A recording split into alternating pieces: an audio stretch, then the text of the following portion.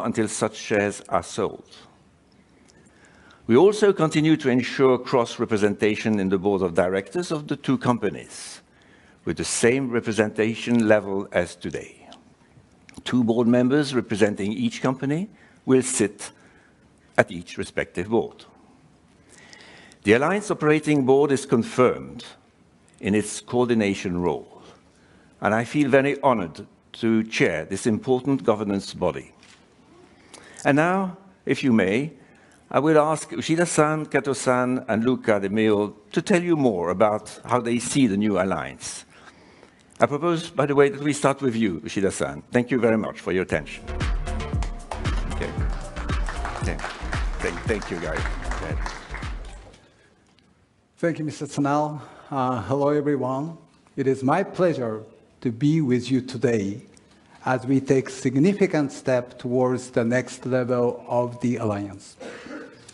The world is changing fast, and it is critical for us to look at the way we do the business.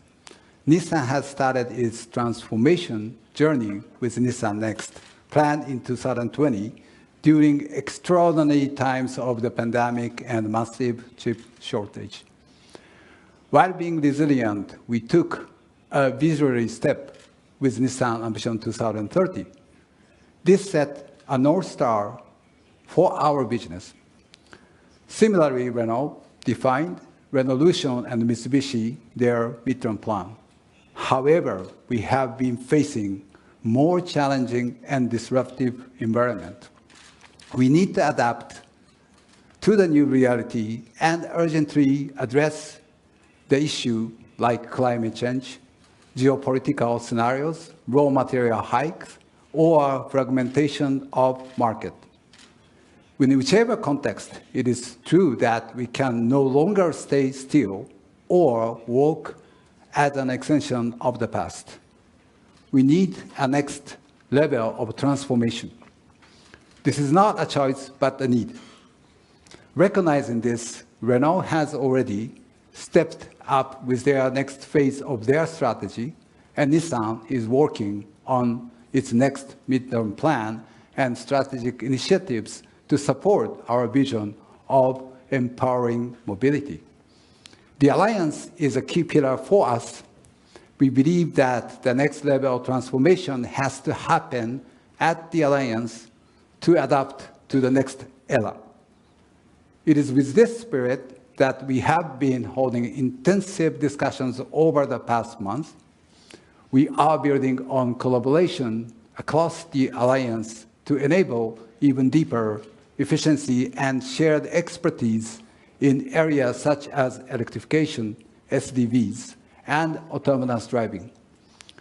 The high-value initiatives that we are considering will enable each company to fast-track innovation, improve cost efficiency, and add value. Luca will talk about it later, but for Nissan, they strongly support our regional strategies in fast-growing markets such as LATAM and in India. We will enrich our lineup with new models. We will continue to enhance efficiency in our plants. In Europe, we continue to work on significant collaborations. These projects are continuation our existing cooperation supporting our geographical strategies, where Nissan is taking the lead in Japan, US, and China, while working with Renault and Mitsubishi Motors in Europe and ASEAN. Another very important area is electrification, which is the core of our long-term strategy. Nissan continues to support customers to adopt electrified mobility. However, the speed of electrification and customer acceptance differs from market to market. Also, the regulatory and policy environment is constantly evolving. To catch this momentum, we are exploring many opportunities and options, including enhanced collaboration with our alliance partners. I'm happy to share with you that Nissan intends to invest up to 15% in Ampere.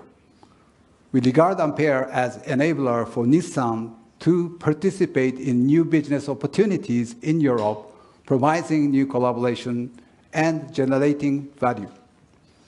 It is also of importance that we maximize our alliance transformation with an efficient structure and enhanced governance. As I mentioned earlier, the next level of the alliance requires a new approach. This will enable the alliance members to prepare for future opportunities on an equal basis. Equal partnership is an enabler of transformation. I'm very confident that this new structure will deepen mutual trust. This will ensure that each member contribute with their strengths and work with shared ambitions for the future of mobility. However, the next level of transformation is not limited to business. To make transformation a reality, we must build a strong culture to support it, a culture of trust, transparency, and respect. We cannot realize the true potential of our transformation without the right mindset. This mindset is important not only for Nissan, but also for partnership to be successful. It is this principle that helped Luca and me to drive the discussions to meaningful conclusions. I'm glad that both of us believed in the importance of this transformation and had strong support of Mr. Sanal. Let me assure you, Nissan will continue to make significant progress to deliver sustainable growth and realize our long-term ambitions. I want to thank all our employees, partners, and customers for your strong belief in Nissan. Thank you for your attention.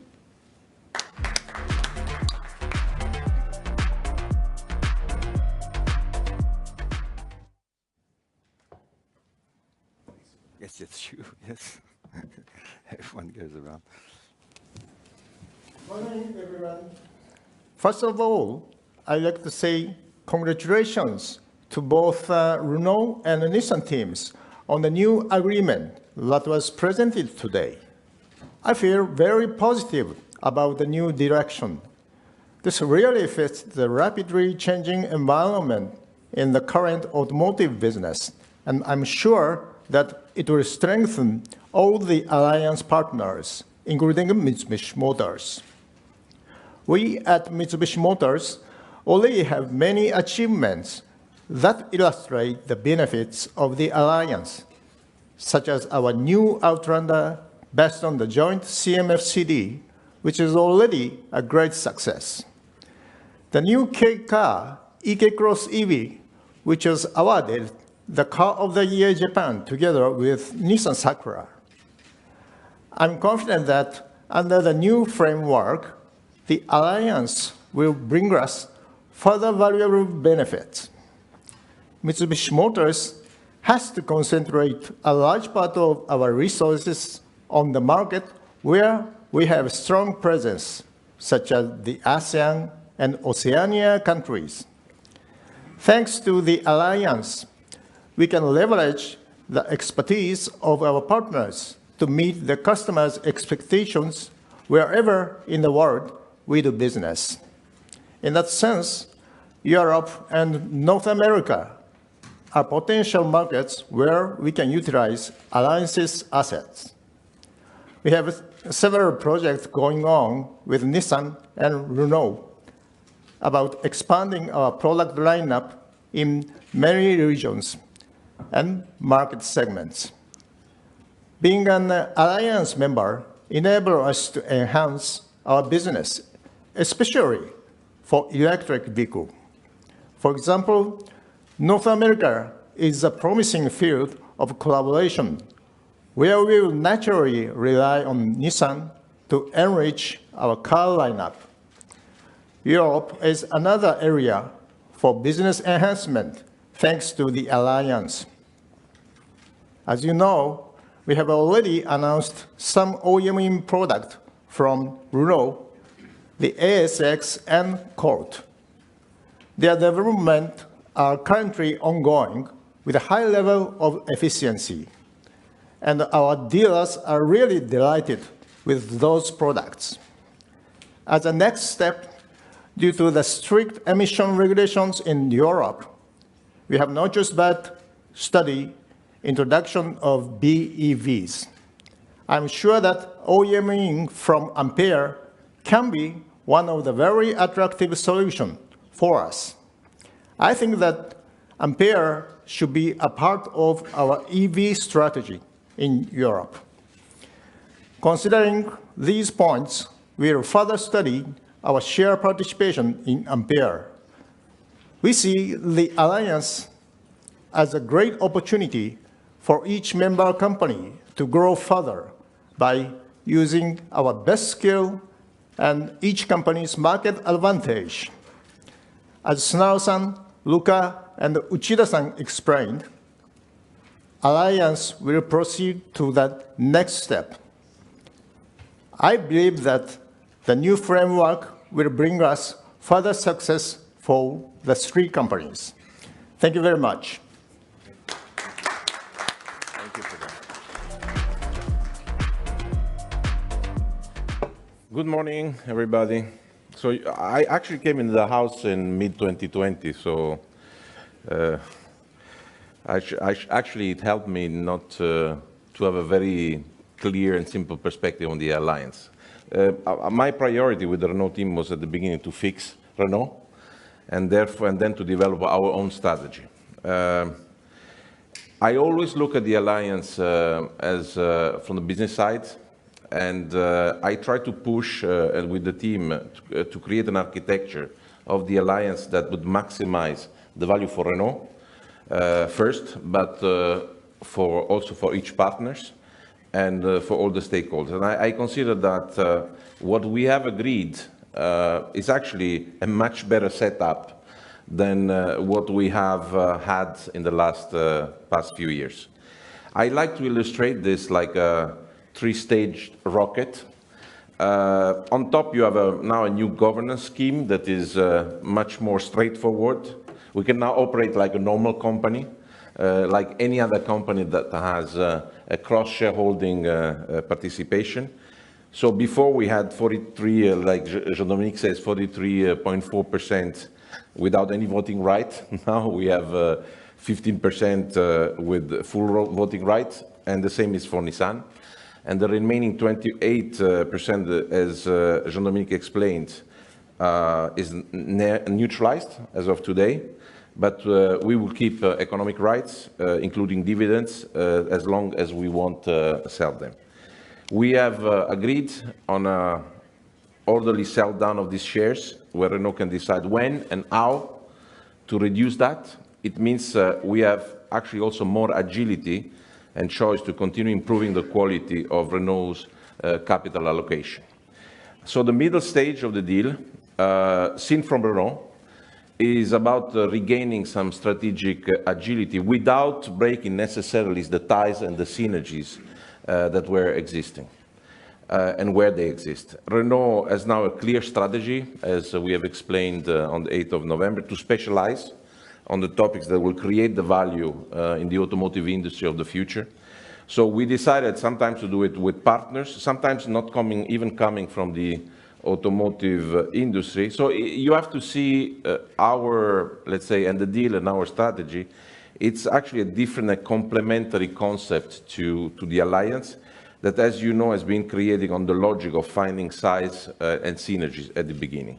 Because the world has changed, as Uchida-san said, in 24 years. So, but by executing this deal, we actually can do both, okay? We can preserve the scale, all of us, but at the same time working on what will make us unique as a Renault, as a Nissan, or as a Mitsubishi. So I want to talk about Ampere for a moment. After the announcement of Qualcomm investment, so the investment on Nissan and potentially Mitsubishi, this was a nice surprise today, that confirms the traction of that project, confirms the attractiveness of this EV and software front runner that we are building in Europe. But you can also look at Ampere as the product that will allow Nissan and Mitsubishi to be in a stronger position, for example, in Europe, than any other non-European company wanting to stay or enter into this EV and software, let's say, race in Europe. And then I'm talking about horse. Nissan and Mitsubishi will not enter into horse. They are among the, I think, 8 customers that we will have right from the beginning. But I can assure you that they will benefit from the productivity gains and the synergies generated by this new venture. So they will get engines potentially at very, very good, and improving cost and price. But the most important thing for me, which has been totally underweighted in discussion in the media, where everything was focused on rebalancing or IP, is that the base of this deal is that we are reactivating business operation like at the beginning of this alliance. So we have identified, we have quoted, we have planned, and are ready to start initiative that will benefit all companies involved, and that might create hundreds of millions in value every year, maybe billions if everything works perfectly. So this is a very, very important part of the story that was not told so far. Let me go quickly in some other things. I'm going to start with Latin America, okay? In Latin America, we will have new exciting projects in Argentina, as well as a new Renault vehicle to be produced in Mexico. It will be actually the first time in 20 years, and it opens the opportunity for us to enter the Mexican market with local production. So this whole thing for Nissan, for Renault, is about balancing, de-risking, but also boosting operation in Latin America that we know will be one of the regions of the world that will grow in the next years. Then we have India. India is a joint lineup for India and for export, with bigger and more technological cars based on Renault platform. It is actually the only possibility for us and Nissan to stay profitably in one of the most important markets in the world. So that's another big one. Then we go to Europe. In Europe, the future Nissan small car, city car, will be produced in electricity in France from 2026. This car has 80% commonalization with the Renault 5. And because of this deal, we enable a 40% reduction in the entry ticket for Nissan. So a very, very competitive proposal. Again, we said we didn't force anybody to do things. It was the choice of Nissan. Kato-san mentioned ASX, Colt, to be produced in Spain and in Turkey. And maybe there are other things we can offer you in the future. All these plans will boost our capacity utilization in Europe. And very important is also the LCV. On the LCV, Nissan will buy Renault Group Flexivan range. So this is the first software-defined vehicle that will enter in 2026 the Renault range. But there is also a project which we never talked about beyond the vehicle, okay? One example is we will double the Renault Nissan outlets shared with the same investors by 2025. This will substantially increase those investors' profitability and reducing the distribution cost. We will deploy together an EV charging infrastructure in Europe together that will bring us at the level of the leader of the market. We were going to engage in circular economy. Renault is actually in Europe a few years ahead of the game, has big ambitions. So it makes a lot of sense that Nissan jumps on the wagon, like, for example, putting together end-of-life batteries or the production of scraps in Europe to achieve quickly critical mass. So you see that that deal is, it's just not about changing the shareholding structure. It's a substantial deal based on operational common sense and business intention. So I would like to conclude by thanking all the teams. I want to send out to Nissan and Mitsubishi teams a message that Renault is motivated to engage in this new chapter with the right mindset. So we will be consistent, we will be result-focused, we will be generous and fair, as I believe we have been, now Uchida-san, from our side so far in the negotiation. And to really conclude, let me take 30 seconds to honor Uchida-san. We have been knowing each other better in the last months, and I think we built mutual respect and trust. I think that is very important moving forward also for our organization. I can guarantee you that we wouldn't have the deal without him fighting for it. But make no mistake, he has been defending Nissan interest from the beginning to the end. But I found really an engaged, knowledgeable, fair, and trustworthy partner in him. So thank you, Uchida-san, and thank you, Jean-Dominique, for supporting us, and thank you, Kato-san, because we make, I think, a good team together. Thank you.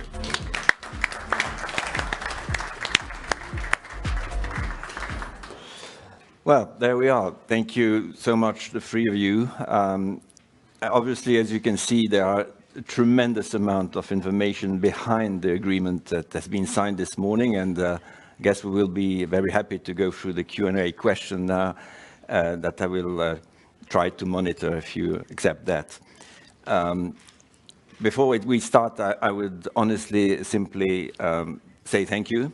Thank you to the three of you. Thank you, Luca. Thank you, Shida. Thank you, Kato-san. Honestly, I mean, you have been incredible in developing the trust that was necessary in such an incredible, important deal. And honestly, with all my heart, I have to say thank you, because we have been doing a tremendous work. And if I may, and I'm sure you would be okay with me, I would like to give a special thanks to the teams. Teams are sitting here in front of me, in front of us. They have been doing day and night an incredible work. And I have been witness in my life of many international deals, I can tell you.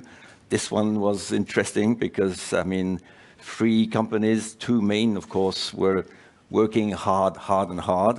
And we're there with the result that we can now discuss together. It is a real new step for the Alliance. I think it's history. And I'm more than happy to commend that with you and the help of our team here. I would like to open the Q&A question and answer session. So it's up to you. So I understand there is a question here, number 1. Please go ahead. Hey, hi. Good morning. It's Henning Cosman from Barclays. Perhaps the first question for Mr. Uchida. If we're trying to understand your up to 15% investment in Ampere, please could you share how you think about the level of investment? What will determine if you go all the way up to 15% or if the participation level is going to be lower? And then Mr. Senard, I think you said you would go into lots of detail about the value-adding projects. Perhaps you could give us a few numbers as to what volume of business by when you're seeing in the regions. Luca, you mentioned India. I think that's perhaps a big one together with LATAM, if we could get just some more detail. Thank you. Okay, thanks. Thanks very much. So perhaps, Sure. First of all, thank you for your question. And I really would like to highlight again, if you look at the circumstances of the business we are facing, we cannot do the business in extension from the past for the future. And knowing that the Alliance strength and asset geographically, are we okay? Oh, what happened? Oh, shit. I fainted. Is he okay? It's okay. Go ahead. Yeah. Can I continue? I should wait? Yeah, go ahead. Yeah, so, okay, if we could. I think you can go. Yeah, okay. So from that perspective, we need to grow and how we can further to make the Alliance the next step. Then Luca has announced about his extension of the Renaulution, where the Renault would like to further make their value up through this Ampere. As being a partner, strategic partner, we further would like to seek our business opportunity, how we can work together. And therefore, we said up to 15%, because this is further to see down in the road. We're just talking about the beginning now. And we really would like to have our participation to work together. So that's how the number was being set as up to 15%. For instance, that having one of the major strategic discussion on the new company, how we can further make our business opportunity to moving forward. Okay, so that's for the point.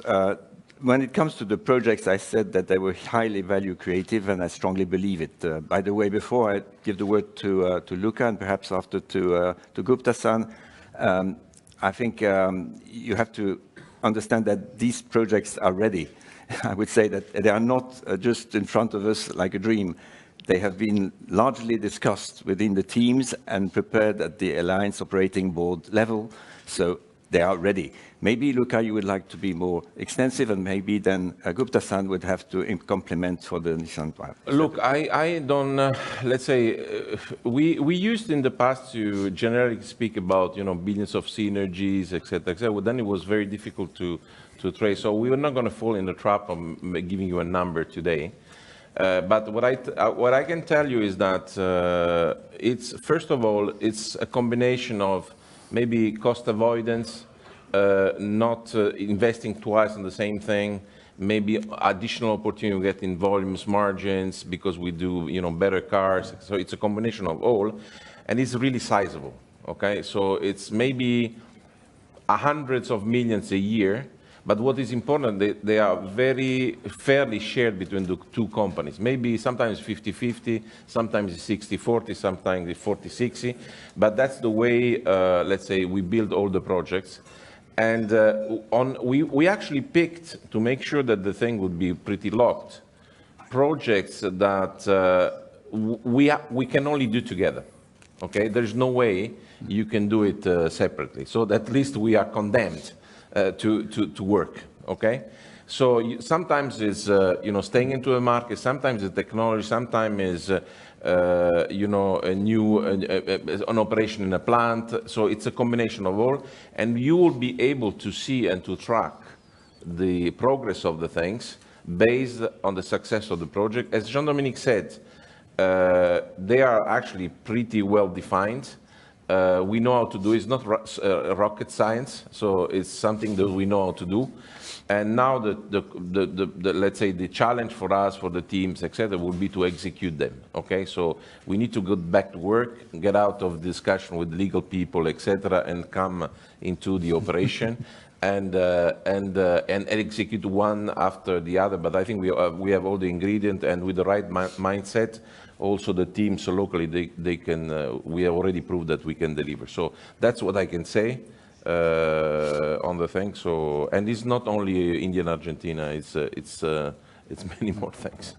Okay, well, maybe Ashwani, I'd like to take the word on these projects. Thank you, Luca. I think, as Luca said, I would summarize it that in the high-valued projects, synergy is not for synergy. Synergy is for performance of each company. To start with, I think we will be coming up with the numbers in few days, few months for different kind of projects which we are going to do together. But just to give you the magnitude which we are talking about, for example, in Latin America, which is roughly now a 5 million global auto market. For example, Nissan is only there with one SUV and one pickup, but we are going to cover from A segment till the full one-ton pickup, thanks to the exchange of products between the two companies, and not only products, but also the manufacturing plants. For example, in Mexico, where Nissan is #1 for last 11 years, Renault will get the opportunity to use Mexico manufacturing plant of Nissan as well as the product, and this is how we are going to exchange the business between the two companies. In case of India, which became the third largest market, with roughly 4.7 million and going to 6 million very soon, with a 27% growth. Definitely after spending 12 years together with Renault and Nissan in manufacturing facility, in R&D center, in digital center, finally we are going to come up with a very, very pragmatic lineup focusing on SUVs, but also talking about the electric vehicle. And there also we are going to maximize our assets. So these are few projects which Luca said. I think there are multiple projects in the pipeline, and as and when we are ready, we will be sharing with you. Thank you. Thank you, Ashwani. I hope that helps. the question. And probably, So- if I can say, I can add, repeat what I said before. Since a long time, we haven't worked together on such a sizable project. So that's, everybody has to understand this. This is a very important part of the story. Right, for sure. Thank you. Okay, maybe then number 2 here, then don't worry, I'll come to you afterwards, but Yes. please go ahead. Thank you. It's Jose from JP Morgan. Maybe a question for Luca. Can you maybe explain a little bit more the framework that you have, that you're contemplating to sell the stake in Nissan? What are the key variables that you're thinking about, and how do you want to proceed? Do you have a time frame for that? And then for CEO of Nissan, I'd love to understand a little bit better, how are you evaluating the investment in Ampere? Which key variables would you like to see from the investment project to take the step to invest? Thank you. So the way we dealt on the, let's say, and the spirit behind the idea of creating the trust and then agreeing on the procedure or the proceeds how to do it was obviously not to impact Nissan negatively. So I think we will do it in an orderly, in a good faith. We will do it on an orderly manner. So we have, you know, let's say, negotiated with Steven and you know, on how to do it, because it's no aggressive intention into the thing, but it will allow us to monetize, you know, a big amount of money that we can use on other projects, because you don't need to trap so much money to make the alliance work, because that's basically the story. So it's going to be gradual, or we have some thresholds, and we also have agreed on the concept of an acceptable shareholders, because we are not here to, you know, intrude the governance of Nissan. We have to do it, you know, like a good partner. So, but the good news is, of course, that we did it with the proper spirit. But the good news for us is that we can kind of monetize this, and I think it's important for us because we have so many, let's say, ideas and projects that we want to run that money could comfort. I don't think it's going to be an issue of weeks or months. It's going to take some time, but it's okay like this. I mean, you know, the direction is set, and that's what we're going to do. Try to do professionally and in a collaborative spirit. Yeah, thank you, Luca. Maybe I would like to add a little bit more, because as I said in my speech, the purpose is not rebalancing. The purpose is how we can make ourselves much stronger in the next stage. And in order to enable that, the governance or that opportunity as a Nissan to do our also the value up is important, as what Luca is doing for the Ampere. If you look at the many enterprises today, they are doing the order transformation. Why? Because it is very urgent for the automotive industry to transform, and how we can make the company to the value to be much higher. And really, really would like to support what Luca is doing. If you talk about the Renaulution, he is moving the step by step how to make the Renault value to be increased to meet with the market needs. That's the main point. And in our side, can you imagine like a Nissan in 5 to 10 years ago, we used to have a global standard model of the business that could be probably appreciated in the US market, China market, and Europe market. But if you look at it today, let's take example of the electrification. As I said, market by market, different speed, different regulation. Then we have to make our value through that history or future under such circumstances. So therefore, we felt would be very good business opportunity for us to do Ampere with a strategic way. So that's the reason how. Of course, how do we go on the next stage? We will have, when the time comes, we would like to further to explain, but that is how we started to discuss, because me and Luca started to discuss from what? The last May, to talk about the next era of the alliance, and how do we want to set ourselves to transform. It looked like more time. Yeah. Yes, I agree with you, because I'm probably talking with you much more longer time than my family, by the way. But that is how we are doing, and that's very important. So I was a bit more emotional to saying, because the alliance always have this respect, and we have to put everything transparent. We know what is the history, what we had on 23 years. Then how did we want to work for together to make the company, to make our value to be much stronger? That is one of the most important thing I really would like to address to everybody here. I like your word, Ushida-san, when you say that rebalancing was not the purpose of the deal. I mean, that's very important for everybody to understand that it's a catalyst, honestly, because the business is the focus, really. And if I may just add something, I mean, at last, we're going to get rid about misinterpretations, which obviously has, I mean, made everybody busy for so many months without any real purpose. So now all that is behind, and we are just living now a very normal, simple legal situation between partners that want to work together for the next 15 years and more. And it's so much simple that way that I think it will tremendously help the business, which is basically what we want to do. So thank you for the question. Thank you, Shida-san. Maybe on number 4, I understand that's the next one, and then I will be back. Good morning. Yes, hello. Peter Campbell at the Financial Times. 2 questions, if I may. Luca, you're going back into Mexico. Does that mean one day you might like to go further north into the United States market? And a more general question on projects. This is not the first time we've heard about the alliance working together. Often, the problem has never been that one company invested in another or there were shareholdings, but the fact that it's very difficult to get teams from 2 different companies to work together on the ground. I wonder what today's announcement does to help that issue. Yeah. Thank you. Well, gentlemen, you really can speak out. I mean, I think that let's say, it's actually not in the plan to imagine, let's say, Mexico as a platform for us to go to US. That's what Nissan does, okay? So we are more looking at the way to use Mexico to kind of balance Latin America so that you can play on 3 or 4 countries like, you know, Argentina, Brazil, Colombia, Mexico. Then you have something, it's a very volatile market, very risky somehow.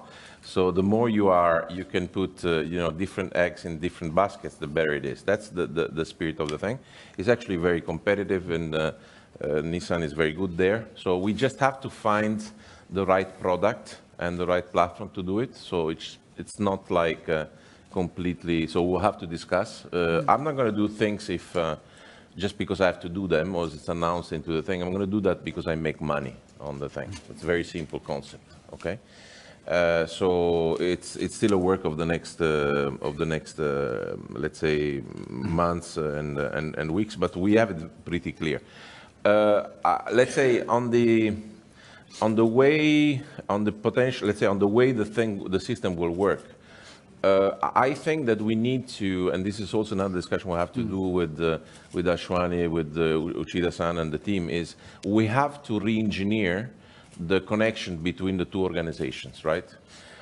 So because the whole spirit of the thing at that time was, or the last years, maybe last years no, but at the certain time, was to actually converge the 2 organizations to have one company. But actually we realized that it doesn't make sense, right? So it's much better if each company does, you know, the best for, you know, optimal thing from themselves, get organized, because if we do good job, there will be opportunity to cooperate, okay?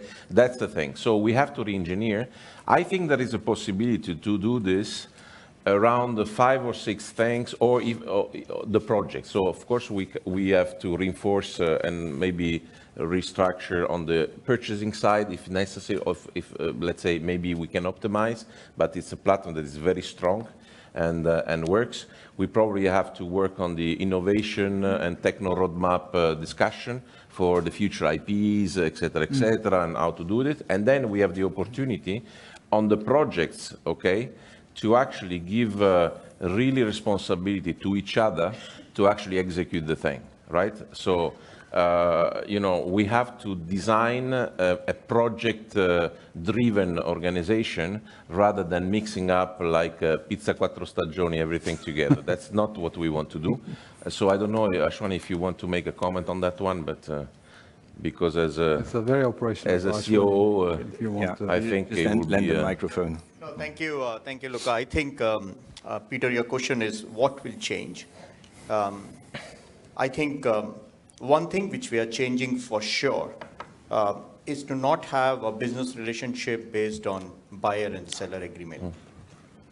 We are changing the business relationship into profit sharing schemes because the moment each member of the team is convinced that there is a performance in it, then we don't have to worry. So as top leadership team, what we are doing is to build a system, a process, a governance, which will convince each and every team member that this project will bring the performance to their company, which means, once again, synergy is not the objective, synergy is the consequence. One of the example, I think in the last Alliance 2030, we talked about the compact EV. Nissan almost decided to exit this segment. And when Luca proposed the Renault car, and he himself, I remember the sketch he made for me, that Ashwani, if you are able to do this compact car in Europe, fully electric, based on this product, this will be an iconic model for Nissan. And this proposal came in, and we were able to convince our designers and our teams that this is the product which Nissan is looking for, which can be an iconic product in Europe. On the other side, when it comes to whether this business will make sense or not to start with the conventional way of discussion, or I would say negotiation, going into what value it brings to Renault to share the platform, to share the plant, and what value it brings to Nissan not to invest in the compact EV and use that. I think that's something which we are changing and which we are going to change for all these high-value projects. Thank you. Yeah, thanks, Aswani. If I may, because if you look at the alliance in the past, that we had some very strong challenge in terms of the volume, right? But look what happened to the Nissan in the past 2-3 years ago, right? We, under the Nissan Next, we shifted our quality of sales. We want to have a value to be provided to the customer. We want the customer to have the good acceptance of our vehicle. So what's important now is how we can make sure to create the value, which also enabled to reach to the business in terms of the profit. And also we do have our responsibility for the society as well. So world has been changed. We need to wake up, to transform ourselves to different way of the business, and that is what we are going to do in the alliance. So we would like to further to show you some proof point later, or when it comes to time, because we need to have this kind of mindset to be changed. We have to get out of some typical way of the working, because the world is changing, and that's the most important. That's the reason why we have in this whole discussion together, the partnership, to look back what was away and how we want to go forward together. I think before we get to the question 2, Kado-san, maybe on this point, the partnerships between, you had a word in your text. Yeah, maybe okay. Thank you, Funasan. Of course, as a Mitsubishi, we don't have a so long history of alliance member compared to the Renault or Nissan. But so far, we have been involved in several projects. But during the, for example, like AOB, I know that, so far there are a lot of difficult and a bit complicated discussion was ongoing. And, I also felt that it looks a bit difficult. But under this new agreement, I think that we are going to the next step. And for me, it looks that the alliance will be more flexible under this new framework. And also, it will be open and much more free to everybody, including Mitsubishi Motors. So this is really welcome for Mitsubishi Motors too. And I'd like to have a more close relationship with two companies to have more collaboration. Thank you. Okay, then thank you. So perhaps number 2 now in the room, waiting for some time. Thank you for taking my question. First question is for Mr. Uchida and Mr. DeMel. As there have been many discussions on IPs during the negotiation, what's the conclusion or agreement two companies have reached so far? And is there anything like Renault has to ask for Nissan's permission to use Nissan's IP? Yeah, I think... the second question is for Mr. DeMel. And how do you estimate the market value of Ampere? And is Renault going to keep the majority of share of Ampere after the future IPO? And I'd like to know what you think about the market environment of today. Thank you. Start with that, or? Yeah, I think I can start with the market environment, as usual, complicated. But I think in the case of Renault, we feel like because of the, let's say, of what the work we did in starting 2020, we entered the year with a very solid, let's say, order bank, and we're getting new cars coming, the Austral, the Megane, that are really, let's say, pumping up the business. And we enter end of 23, 2024 with the new wave of products. I mean, remember that Renault and all its brands will launch 25 cars from now to 2025. So I think we will be pushed, and we have the potential to be anti-cyclical. And we've put the house in the right order in terms of cost, etc. We'll continue, but I think I'm relatively optimistic, but we are not naive. We know that the environment is complicated. You have recession, we have inflationary pressure, etc., etc. But what I can tell you that in the last 2 years and a half, the Renault team has been used to fight very tough battles. So we're not scared about, you know, challenges into the business. So that's to answer the market value of Ampere. That's not me that decides that.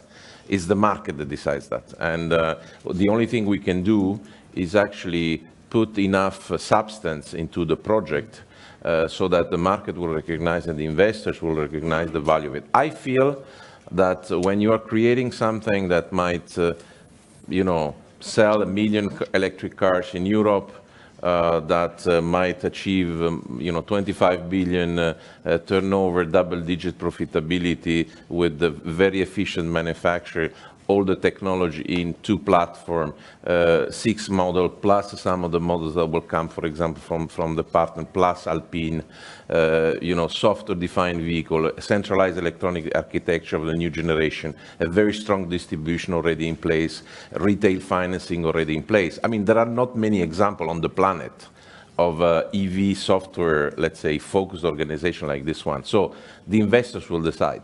I cannot fix the price. I can aim. We have some estimation, but I don't think it would be fair for me to share that kind of information. Then I leave it to the IP, which became one of our favorite topics. Yeah, I always get surprised every time I see a lot of the IP on the newspaper. But, you know, when you talk about, let's talk about we had 23 years of the working together. We have a lot of a co-owned asset in the company. And our partner is making the transformation. And we are, of course, discussing in a common sense way how we're going to have the IP to be treated in the right manner. So it's not only the Nissan, but also the Renault. And it's going to be the same discussion. So it was a good moment that we have been able to discuss that, because again and again, I go back with the past 23 years. Now we want to transform the way we're going to work, collaborate each other for the next year to be competitive. That's the key for us. Then in order to do that, we need to look back all the things, not only the IP, how are we going to further to work on a project basis, as the question was raised, how are we going to collaborate on a new area like the Ampere we are talking about, and how does the governance enabling that things. So it was a very huge change from the past and the future. Why we are doing that? Because we want to grow. And under this difficult circumstance, we cannot do it. Again, I'm telling 100 times same word. We cannot do the extension from the past way for the future. We all know that. Therefore, we are transforming. And that has taken a lot of a good discussion. I'm very happy that now we came to this moment. And now we have to prove to the world how we can further to make our value to be enhanced. We became IP PhDs. Yeah. I think that, let me say 2 things. One is a clear message is, with the discussion on the IPs, etc., and the deal that we made, I think we can execute all the projects that we have in the plan. So that's, you know, should be reassuring for everybody. So the Ampere, the Horse, the Alpine, all the things that we have into the thing. So that's, and we'll have the techno bricks and the access to what we need to do to execute the project and to show to the market that this thing, all the projects have substance and value, okay? But one thing that we learned in a way, and this is important to understand, is that the whole IP setup and the whole IP discussion, all the way the things were shared, etc., was actually not completely structured at the level of granularity that is necessary in a partnership between two global companies at the level that is required. Okay, so by discussing this, we actually revised the way IP will be regulated. We probably solve a large majority of the legacy IP discussion, and we have now clear rules on how to handle future IP creation, okay? So that means that we had to go into the operational, into the OS of the house and reprogram, recode some of the things. But now we have a base that we know it's much more clear, transparent for the future. That's the benefit also of this very, very painful discussion on the thing. We have a system now that works. Yeah, the good news is, I guess, that we can talk less about IP now than we have in the past, because honestly, legacy is now behind us. This is good. Okay, I think there's a question here from an analyst. Yeah, thanks for go taking ahead. my question. It's Daniel from Bernstein. Luca, maybe for you, compared to the strategy you presented last year, are we kind of adding something to the strategy? Did we meet your expectations concerning the alliance, or is there more room for improvement? And then maybe for Kato-san, as the, let's say, a little bit less involved party here in the governance realignment, what would be your message to the owners of Nissan and to the owners of Renault, why they're not getting a bad deal, why this is a good deal? So what's the upside kind of for some of the shareholders or stakeholders that may feel the other part is getting the better of the other? So kind of your message as a third party in the room. Thanks. You want to start first, or you want to think about it? Please, okay.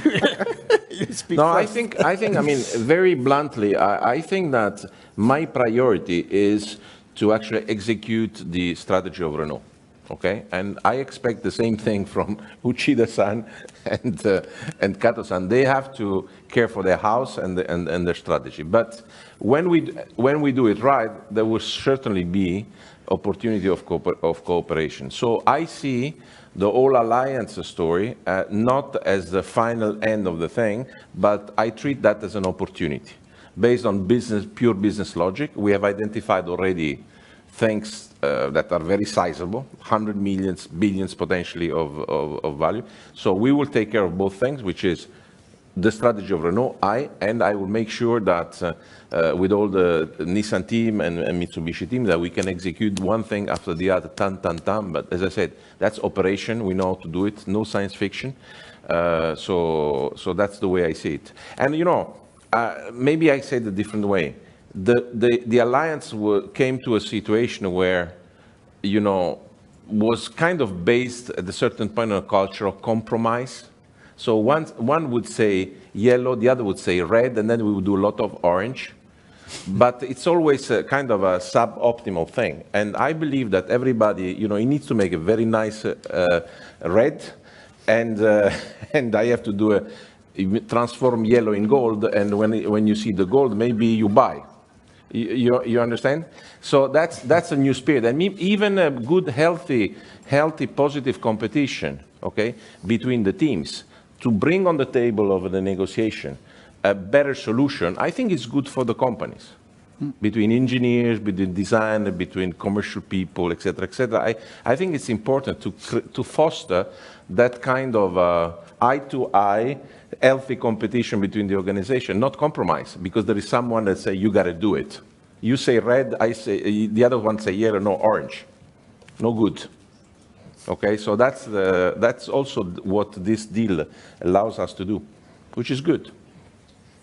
Okay, from me, very simply speaking, I'm very happy to hear that, you know, both company came to the conclusion this time and find out a new direction. I know that, you know, our two companies, including the both teams, were working very hard for around more than 6 months, 1 year. Yeah, and finally it came to the conclusion. So then, very frankly, I'd like to say congratulations to Uchida-san and Luca-san and both teams. And as I told you, with this new agreement, I think Alliance will be much more flexible than before. And that is also bring a benefit, valuable benefits to Mitsubishi Motors too. And as Uchida-san or Sunao-san said, currently the automotive environment is very difficult, like a lot of regulation and carbon neutrality and electrification. And it is obvious that, just only by one company, we cannot survive in this very difficult momentum to the time. Then after this new framework, I believe that we can enlarge our effective collaboration more in many regions. For example, like in Europe, we are now looking for the new EV. Definitely, I need EV in Europe. Probably we can take some of the EV from Renault or maybe from Nissan. Right now we are studying, but yeah, it's obvious that this new agreement gives us much more possibility for the future. Take the Renault is better. No. Give me an attractive price. Huh? Okay, well, thank you, Kato-san. Never forget, you are not and you will never be a minor partner of this alliance. Please keep that in mind. Okay, I think we need to move. Thank you. I guess it answers your question. There is number 4. Is number 4 first, and then you, gentlemen. Sorry, please, number 4. Hi, it's Stephen Wilmot from the Wall Street Journal. 2 questions. First, for Ukida-san. Do we have a time frame for the new Nissan strategy? And also, your implication with the whole regional pace of EV development thing was that there's no benefit from global scale in EVs, which the success story in EVs would seem to point in the opposite direction. I'm just wondering if you could elaborate on how you think about a global EV strategy versus this need for a regional approach implied by your investment in Ampere. And then for both Ukida-san and Mr. De Meo, can I just ask, how are you measuring the success of the new alliance internally and externally? Okay, so maybe we can start from the second question, that how do we measure internally? Well, as far as Nissan is concerned, first of all, I'm very happy to reach at this level of the stage. As Luca mentioned, and then also Kato-san mentioned, how we can have the flexibility to make the opportunity of the business necessary for each individual company. So that is allowing this way of the deal for each company to make such opportunity of the business. I always go back again to the past way of the alliance working. I'm not criticizing those. Maybe those way met in that generation or timing, but we should not be talking from the consequence about the past, right? Then how are we going to equip ourselves for the future is the most important point. And I'm very proud that today we are being able to announce how we're going to work together for the next future in the alliance. And I'm very proud that to be explained to our employee, because we have been waiting for this moment. How we can further to make the Nissan value on our designated market of the portfolio. And that goes to your first question as well, when it comes to the electrification, that it is very challenging. Each market evolving at a different pace, and there's a regulation evolving at a different pace, and there's a customer acceptance evolving at a different pace. So again, if you talk about 5 or 10 years ago of the business scheme, and today it's totally different. We need to make ourselves to make time to market, design to market on each designated area of the portfolio of the business we have. From that perspective, as Kato-san mentioned, it's very challenging to do it alone. Rather, how we can maximize the alliance asset that we have today, or my partner moving on the future as to ride for our business opportunity. That comes also for the electrification. So that's what we are all discussing today. And I really would like to make those to be, enable us, from the Nissan point of view, to make our presence in each market of our value to be demonstrated. And when you ask about the next midterm plan, we are still on the Nissan Next. When the time comes, we'll be ready to announce our Nissan strategy. in the right time. Thank you.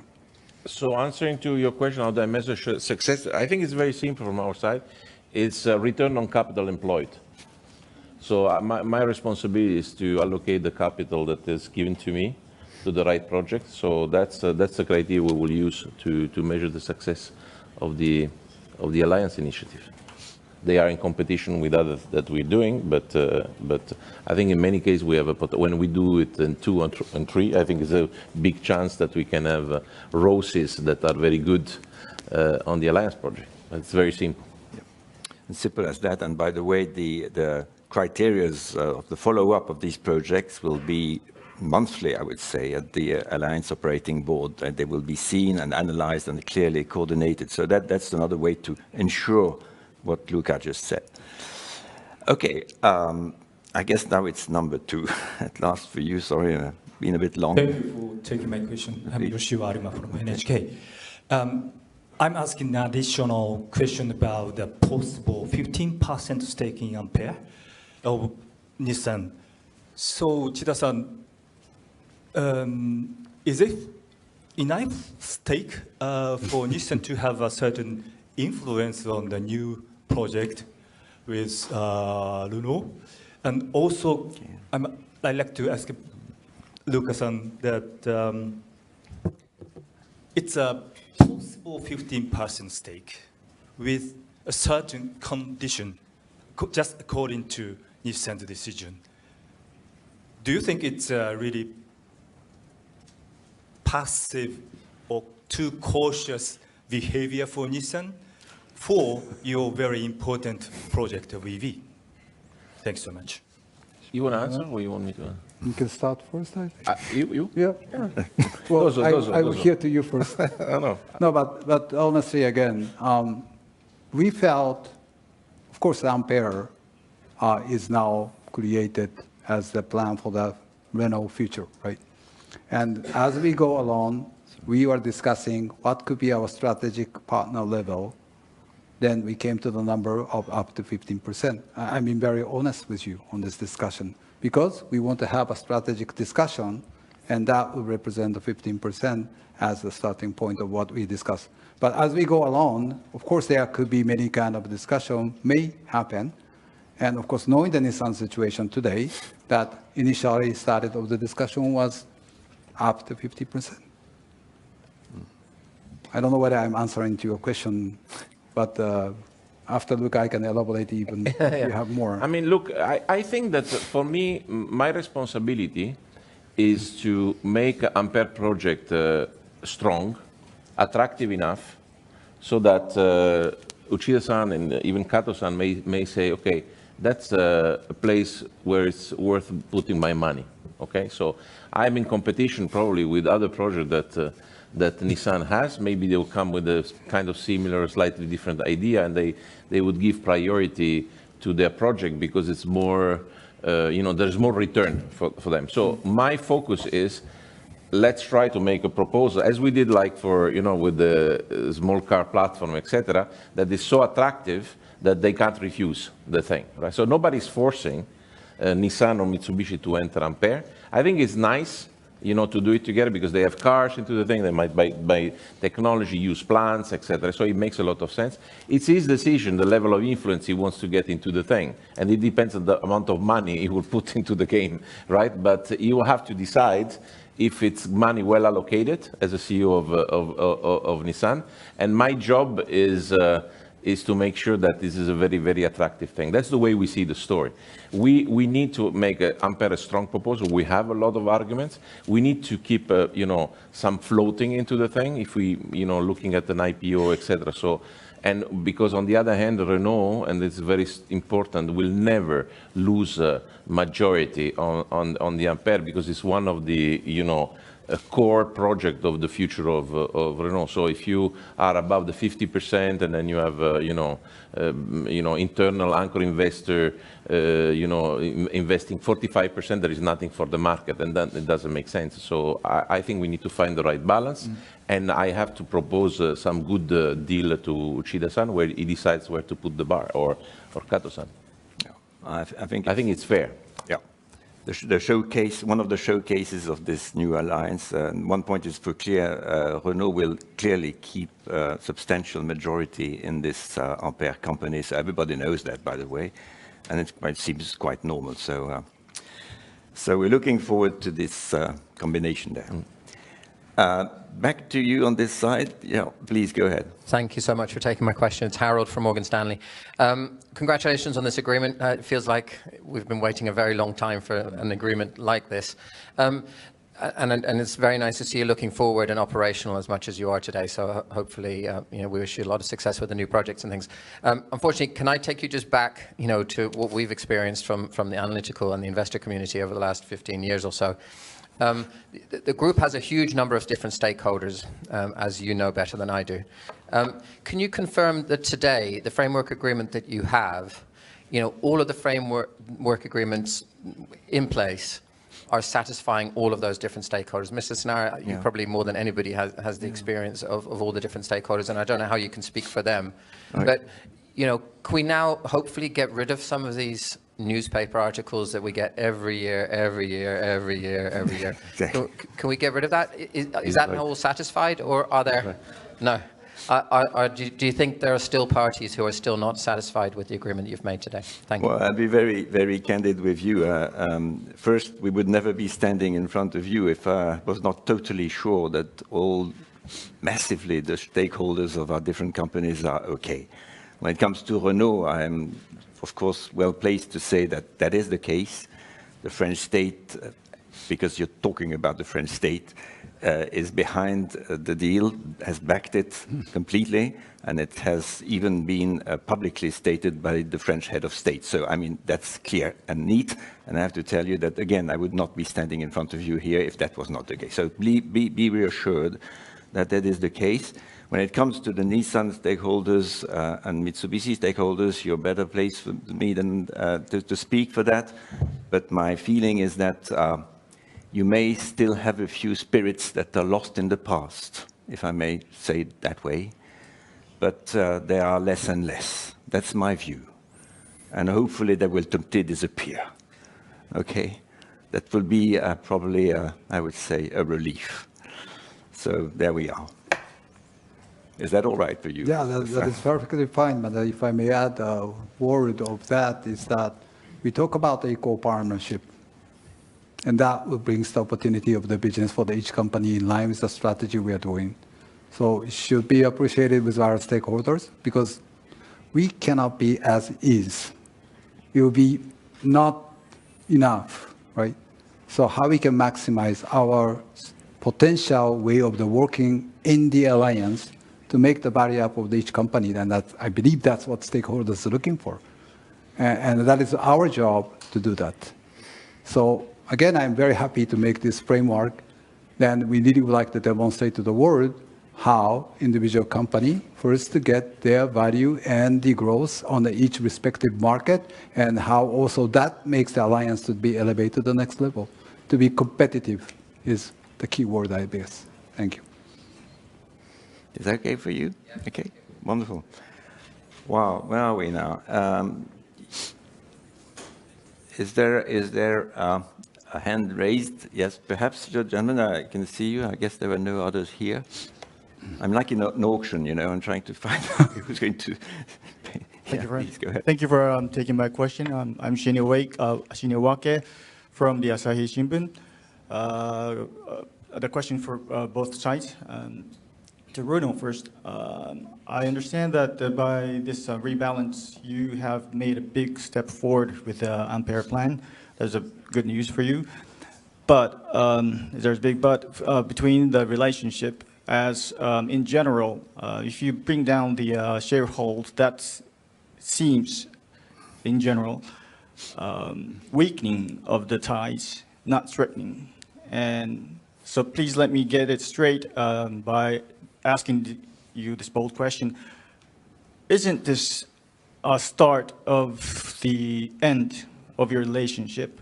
And if you say not, how could you explain what you can do and what you cannot, what you can do from now on, which wasn't you couldn't do with the 40% stakes? And let me add a brief question to that. Have you or will you ask the Chinese car maker Geely to get on board with the Ampere? And a similar question to Nissan. So I like your idea that this couldn't be a purpose, and you have to make the means of this to achieve the purpose. But it's still unclear what you can do and what you cannot, which you couldn't do with the 40% stakes. And how are you going to make the advantage of this rebalance and the equal relationship in your mid and long-term strategy? Thank you. Okay, I start. So I have the feeling that you're entering with not with a question, with an opinion. It's your opinion. And that's a different thing. So let me try to answer to your concern, or to share my opinion on the thing. So first of all, we are making the connection between the rebalancing and Ampere. There's nothing to do. They are on two different stages of the thing. We don't do Ampere because there is the rebalancing. We actually announced Ampere. We're working on it since a year and a half. Okay, so there's nothing to do, right? We probably, I have to say, let's say, we don't need the money to do Ampere. Ampere is financed, most of it, okay? Everything we're doing potentially is to accelerate beyond 26, 27, the growth of Ampere, because we're still, deciding on next generation products, and having, resources will help us. That's the story. So no connection between rebalancing and Ampere. Just to make it clear to everybody, to make it simple, Renault is not moving from 43 to 15. It's actually moving from 0 to 15. Because in that 43.4, there was nothing for us in, okay? The contract that was signed was absolutely no influence into the system, right? And same thing for Nissan. Unfairly, I have to say, in the past, when Nissan had 15%, couldn't say anything at Renault. Right now, so both of us, we move from 0 to 15. It's not that we move back from 43.4 to 15. Look at the thing in a little bit of a positive way. And when you are 15, and you are a normal company, normal shareholder that can vote, can vent his opinion, I think the relationship is completely different. It's much more balanced, and I think it will help the operation. So for my part, I think I have let's say, answered. You asked me about the Geely story. I think Geely it's actually, the whole story started in Korea, where we really had an issue to fill the plant. So we found someone who would give us a platform that would be adapted to the local market to actually save a plant with a lot of jobs, thousands of people working, very, very good people, very motivated people, and we had nothing to do. Renault was in a crisis. We didn't have the resources. We didn't have the platform, because, Korea has big cars, etc., etc. So we had to find a solution, and the relation started like this. And then, as we had the urgency in Europe, more than in other regions of the world, to find a solution for combustion engine business, because you have a, 2035 combustion engine ban in Europe. So instead of waiting for 31st of December 2034 and then say, I have a problem, we are anticipating the thing and trying to play a game of synergizing our assets to gain productivity, to get maybe resources to develop a range of engines that will sell everywhere. 130 countries, if I remember correctly. So this is the old classical game of synergies and de-risking from a business that in our territory, in our perimeter, has a different dynamic than it has in China or US, etc., etc. So please understand that they were the partner. We actually asked to Nissan. Nissan says that they are not interested in that for the time being. And so, and so we had to do the thing, and we did it. So, but don't try to elaborate more on this kind of ties. We have a very good relationship with Geely. It's a very, very good company. We are not planning to get Geely to enter into the Ampere perimeter, just to ask for your question. But we have to already now to develop the Korean project. We need to develop the horse, which is already a lot of heavy burden on the teams to make it operational. But I think it's a very, very good thing for us. Yeah, then if I could add, so probably your comment is like, so if we become rebalancing, then Nissan may kind of walk away from the partner. I don't know. Probably that could be the one of the sense you said.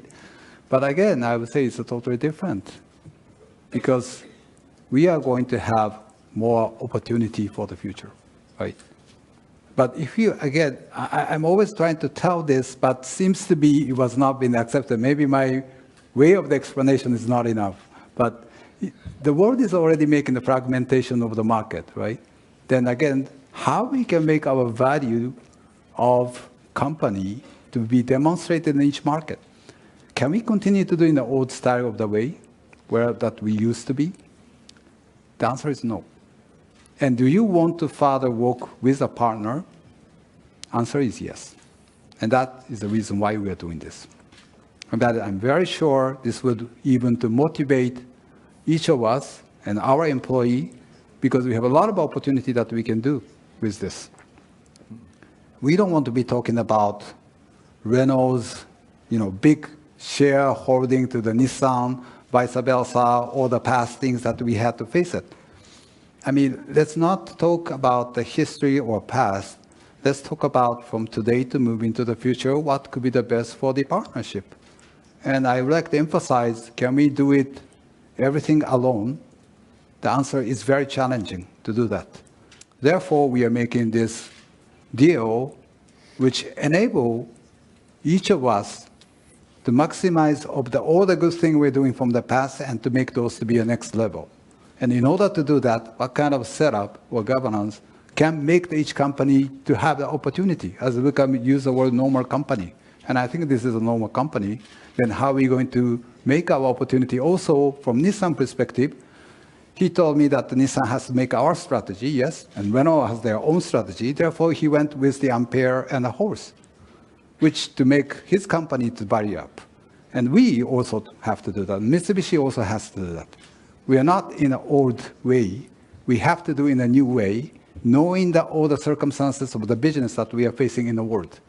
So hope you will take it as very positively, and we are proud of starting of today.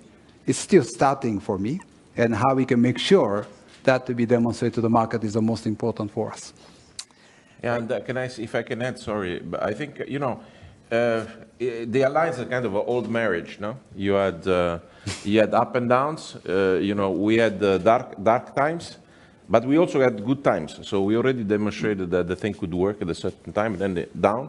So we have been working together the last 8 months to open a new, more sunny time for the cooperation.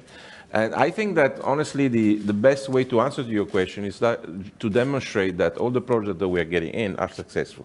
So it will take time, next months, years, et cetera, et cetera. So the best response to your question is, let's go back to work and execute one of the things one after the other, and maybe this question will not come, anymore in 3-4 years' time.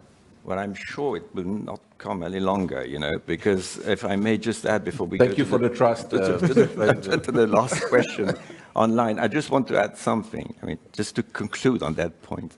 I was the first of all these gentlemen to discover the agreements in which we were living. I can tell you it made the real pleasure of legal people, which I admire and respect, because honestly, it was almost understandable for nobody, okay? Myself, I took some time to try and understand, and I qualified this situation as strange, to put the minimum.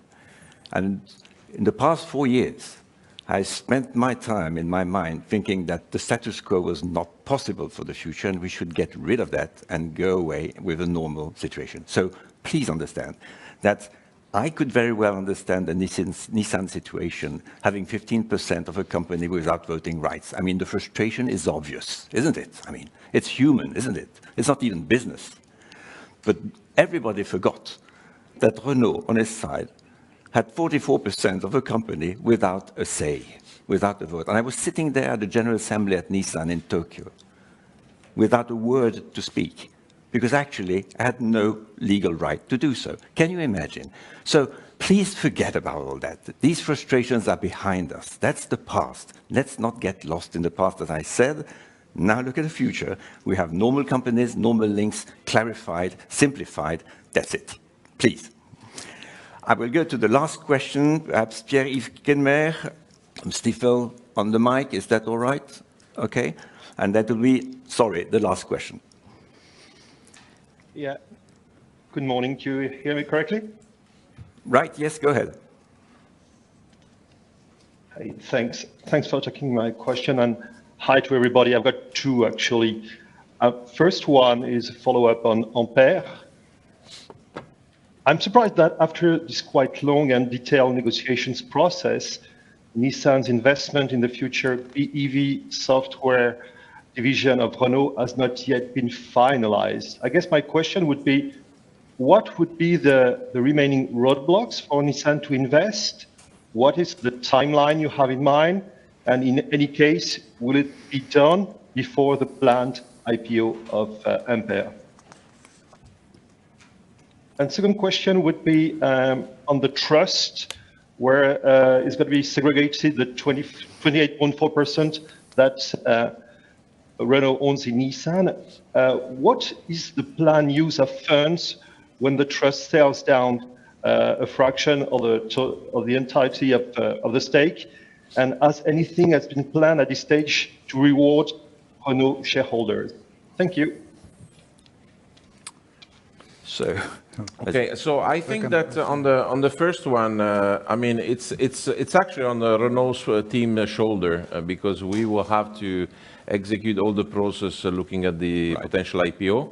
So at the right time, there is no roadblock. It's just that we have to do the job right now and go through all the steps that will get us to the event. And at the right time, we will, of course, share numbers and plans to Nissan and Mitsubishi in case they like, to participate to this project. It's very simple. There is no, let's say, no mystery into the thing. In terms of the trust, I think we have, as I said, we have organized a very orderly process to, sell the shares at the time when you want, let's say, when you want, we want, how do we want, at the speed, etc., etc. So there is no urgency for the thing. And when it comes to what we're going to do with potentially those resources that we will have to monetize one day, I think there is no urgency, as I said before, because the plan of Renault, with all the guidance that we gave to 25, etc., is pretty solid and financed. Let's say some of the projects that we have agreed with Nissan and Mitsubishi will make me even more comfortable about the fact that we will achieve the guidance that we gave to the thing. So I think that in case we would monetize this at the right time, at the right condition, it's probably to accelerate the project that go beyond 2025. This is basically the story. And when it comes to the shareholders, please remind two things is, for a long time, since some years, Renault, let's say, now is making money. So that's good for the shareholders, for sure.